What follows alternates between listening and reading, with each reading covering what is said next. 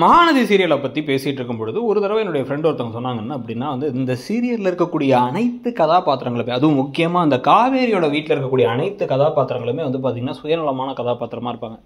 ஒரு மாதிரி அவங்க குடும்பத்தை பற்றி மட்டும்தான் யோசிப்பாங்க, மற்றவங்களுடைய மனசை பற்றிலாம் யோசிக்க மாட்டாங்க. நீங்கள் நிவினோட கல்யாணத்துக்கு அப்புறம் நிவினோட மனசை பற்றிலாம் கொஞ்சம் கூட கவலைப்பட்டிருக்க மாட்டாங்க, யமுனாவும் சரி காவேரியும் சரி.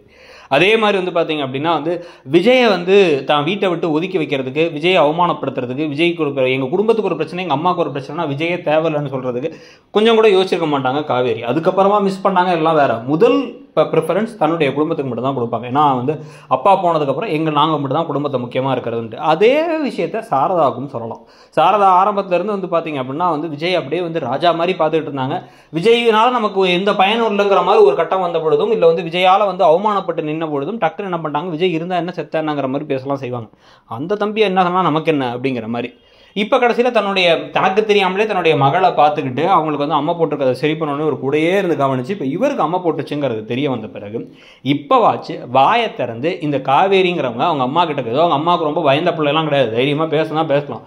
பேசி என்ன சொல்லணும் அப்படின்னா இந்த பாருங்க, அவர் தான் என்னை பார்த்துக்கிட்டார், நான் அவரை பார்த்துப்பேன், நாங்கள் ஒன்றா தான் இருக்கோம், நீங்கள் என்ன வேணாலும் பண்ணிக்கங்க, எனக்கு எதுவும் மாற்ற முடியாது, அவர் என்னை பார்த்துக்கிட்ட வர நான் அம்போன்னு விட முடியாதுங்கிறத சொல்லணும். அப்படி இல்லாமல் எங்கள் அம்மாவுக்கு தெரிஞ்சிடுவாங்க, மம்மி திட்டுவாங்க, நீங்கள் போயிட்டு அம்மா சரியா அனுப்புற வரீங்களா ஓகே அப்படிங்கிற மாதிரி சொல்லிட்டு இருந்தால் இந்த மாதிரி ஒரு பொண்ணோட வாழணுமா அப்படிங்கிறத விஜய் தான் யோசிச்சுக்கணும். ஸோ இந்த அளவுக்கு சுயநலமிக்க குடும்பத்தில் இருக்க ஆட்களுக்கு மேலே நமக்கு ஒரு இந்த நர்மதாவை நம்ம அதிகமாக காமிக்கலாம் நினைக்கிறேன். அது தவிர எல்லா கதாபாத்திரத்துக்குமே அந்த வீட்டில் நம்ம ஒரு ஏதாச்சும் ஒரு எக்ஸாம்பிள் சொல்லலாம், அவங்க எவ்வளோ சுயநலமாக இருந்தாங்க அப்படின்னு சொல்லிட்டு. நீங்கள் அதில் யமுனா தான் பீக் அப்படிங்கிற ஞாபகத்தை வச்சுக்கலாம்.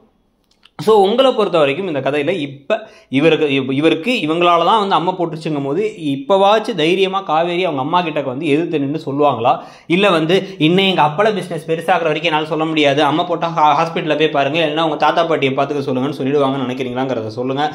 நீங்கள் இந்த சீரியலை பொறுத்த வரைக்கும் என்ன விஷயத்தை எதிர்பார்க்குறீங்க, சீரியல் எப்படி போகுதுன்னு நினைக்கிறீங்கிறதையும் சொல்லுங்கள். அப்படியே தேங்க்யூ. இடம் பொருள் சேனலையும் சப்ஸ்கிரைப் பண்ணிவிடுங்க.